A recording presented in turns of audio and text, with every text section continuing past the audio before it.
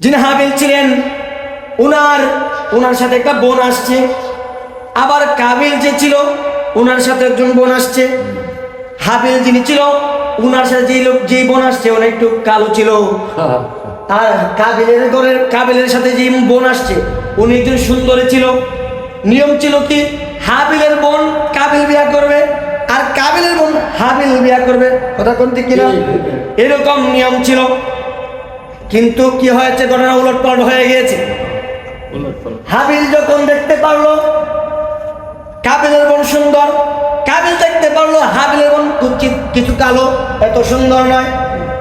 কাবিল দায়িকা বলে, ও হাবিল, নিয়ম হচ্ছে তুমি আমার বোন বিয়ে করবো, আমি তোমার বোন বিয়ে করব। কিন্তু কাবিল বলে, আমি এই নিয়ম মানি না, এই নিয়ম। আদম আলাইহিস সালাম দায়িকা বলে, ও কাবিল, নিয়ম তুমি তরক করবে না। আল্লাহ যে আইন নিয়ম দিয়েছেন এই আইন নিয়মে তুমি বিয়া করতে হবে। হাবিলের বোন কালো হয়েছে, কি হয়েছে, তোমার যে আল্লাহ নিয়ম দিয়েছে নিয়ম বিয়া করতে হবে। কিন্তু কাবিল নারাজ, না না না, আমি বিয়া করব না, আমার বোন সুন্দর আমার সাথে আসছে, আমার বোন আমি বিয়া করবো। নাউজুবিল্লাহ বলে। কাবিল যুক্তি দিচ্ছে আদম আলাইহিস সালামকে, শয়তান যেরকম যুক্তি দেয় কাবিল যুক্তি দিচ্ছে, ও বাবা আমার, আল্লাহ পাক রব্বুল আলামিন আমার বোনকে আর আমাকে 9 মাস পেটের মধ্যে রাখছেন। মায়ের পেটে, কোথায়? মায়ের পেটে আল্লাহ সুবহানাহু ওয়া তাআলা দুজনকে একসাথে রাখছেন। আল্লাহ এটা শিক্ষা দিচ্ছেন আমাদেরকে, যে তোমাদেরকে যেহেতু আমি 9 মাস দুনিয়ার পেটের মধ্যে রাখছি, দুনিয়ার মধ্যে তোমাদেরকে আমি সারা জীবন রাখার জন্য দুইজনকে একসাথে দিয়ে দিয়েছি। আলহামদুলিল্লাহ বলি না। যুক্তি কার ছিল? কাবিলের যুক্তি ছিল, যে বাবা আমার আদম, আল্লাহ পাক আমাকে 9 মাস আমার বোন এবং আমাকে 9 মাস পেটের মধ্যে আমার মায়ের গর্ভের মধ্যে রাখছেন। তার মানে আল্লাহ আমাদেরকে শিক্ষা দিচ্ছেন এইটাই, যে যেহেতু আমার 9 মাস পেটের মধ্যে রাখছেন, তার মানে সারা জীবনও একসাথে থাকার জন্য আল্লাহ পাক অনুমতি দিয়েছেন। নাউজুবিল্লাহ বলি। আদম আলাইহিস সালাম দায়িকা বলে, রে হাবিল, ও কাবিল শোনো, এইটা কেমন করে কথা, এটা সম্ভব না। আল্লাহ পাক নিজে আইন নাজিল করেছেন যে হাবিলের বোন তুমি বিয়ে করবে, কাবিলের বোন ওই হাবিল বিয়ে করবে, তুমি উলটপালট কেন? আমার সন্তানের মধ্যে এরকম তো হয় নাই। আদম আলাইহিস সালাম বললেন, তাহলে শোনো, তোমরা দুইজন কি করবা? সমাধান একটাই আছে।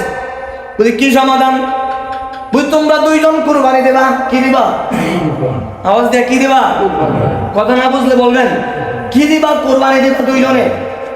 দুইজনে কুরবানি দেবা। যার কুরবানি কবুল হবে সে কাবিলের বোনকে বিয়ে করবে, তো সুন্দরী অমুক দমনীকে বিয়ে করবে। আর যার কুরবানি কবুল হবে না সে ওই হাবিলের বোনকে বিয়ে করবে। অর্থাৎ যার কুরবানি কবুল হবে সে সুন্দরী মেয়ে বিয়ে করবে, আর যার কুরবানি কবুল হবে না সে কুচ্ছিত কালো অর্থাৎ সুন্দরী না ওই মেয়েকে বিয়ে করবে। দুইজন রাজি। দুইজন কি? দুইজন রাজি। এখন দুইজন কুরবানি দেবে।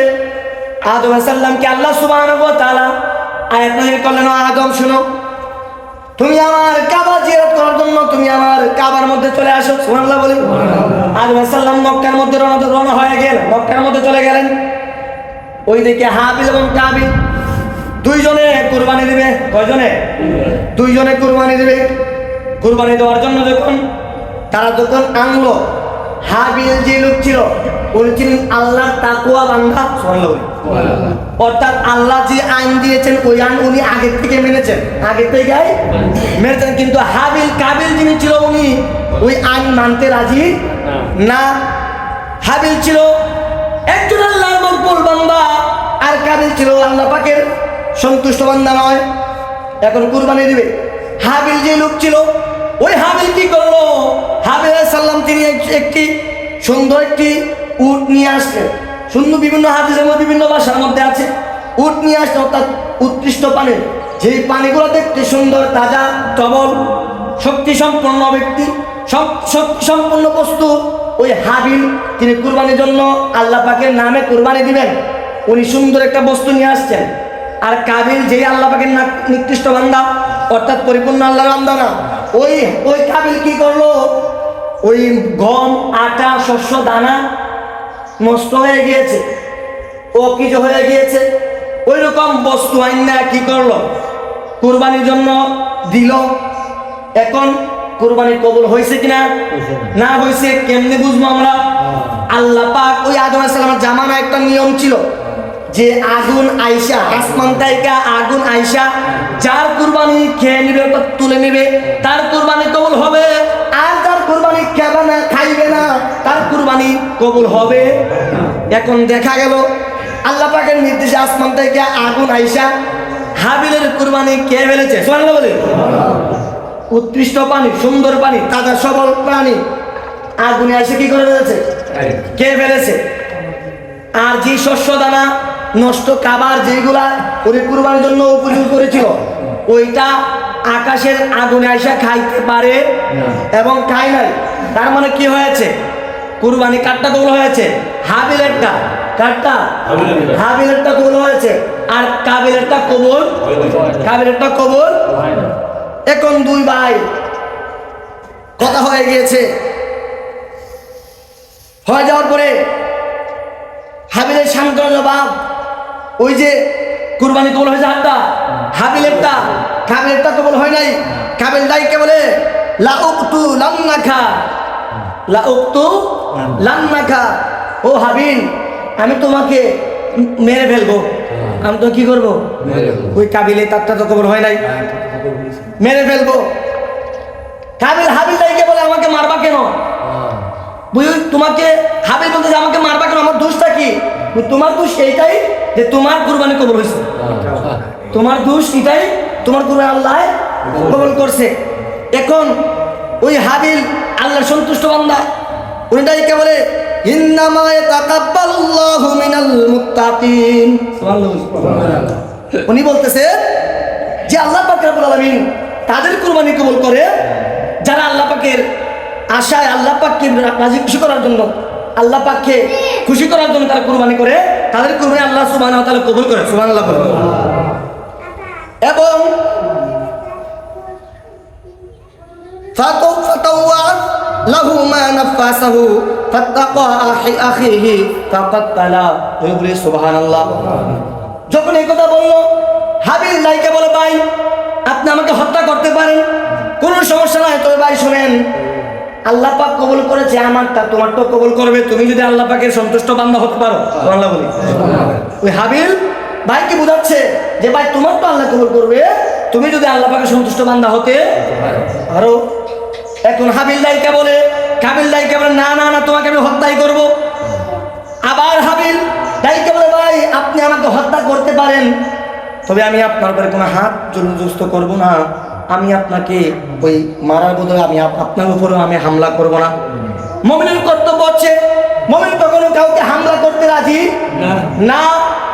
হাবিল ওই হাবিলকে হত্যা করলো। হাবিলকে হত্যা করার পরে আগে তো মানুষ মরেও নাই, আবার দাফন করবে এই নিয়মও কোনো আয়াতও জারি হয় নাই। এখন হাবিলকে মেরে ফেলেছে, হাবিল চিন্তা করলাম এটা কি করলাম, এখন কি করা যায়, কিভাবে দাফন করবো। হাদিসের মধ্যে আসছে তিনি 1 বছর পর্যন্ত হাবিলকে কাঁধে নিয়ে ঘোরাঘুরি করেছেন। কি করেছেন? কয় বছর? 1 বছর পর্যন্ত তিনি কাঁধে নিয়ে ঘোরাঘুরি করেছেন। কেননা উনি যদি ওই হাবিলকে যদি জনসম্মুখে বিভিন্ন জায়গায় ফেলে দেয় মানুষ বুঝে ফেলবে যে কাবিল হাবিলকে হত্যা করছে, মানুষ বুঝে ফেলবে। এই জন্য ওই কাবিল কি করলো, ভাইকে নিয়ে 1 বছর পর ঘোরার পরে আল্লাহ সুবহানাহু ওয়া তাআলা একটি কাক, আল্লাহ সুবহান কাক, 2টা কাক আল্লাহ সুবহানাহু ওয়া তাআলা দুনিয়ার জমিনে প্রেরণ করে দিয়েছে। এখন যার কুরবানি কবুল হয়েছে তার বস্তুরা কি ছিল আমরা একটু গবেষণা করার দরকার আছে কি নাই? বস্তুরা কি ছিল গবেষণা দরকার আছে কি নাই? কুরবানি তো আমরা দেই, কুরবানির কাঠটা কবুল হয়েছিল হাবিলেরটা, কাঠটা এটা আসলে কাঠটা হাবিলেরটা। হাবিলের বস্তুরা কি ছিল? তাজা, সুন্দর, শিংওয়ালা, মজবুত, শক্তিশালী। কি ছিল? শক্তিশালী। আর কাবিলের বস্তু কুরবানি গ্রহণ হয় নাই কেন? তার কুরবানির বস্তু ছিল জীর্ণ শীর্ণ, অকেজো, শক্তি নাই, দুর্বল, অর্থাৎ পচা গান্দা। এই জন্য আল্লাহ সুবহানাহু ওয়া তাআলা কি করেন নাই? কবুল করেন নাই। আল্লাহ সব সময় উৎকৃষ্ট পানি, যে পানিগুলো শক্তিশালী, যেগুলো পানিগুলো ভালো, আল্লাহ সুবহানাহু ওয়া তাআলা এই পানিগুলাই কবুল করেন। সুবহানাল্লাহ বলি।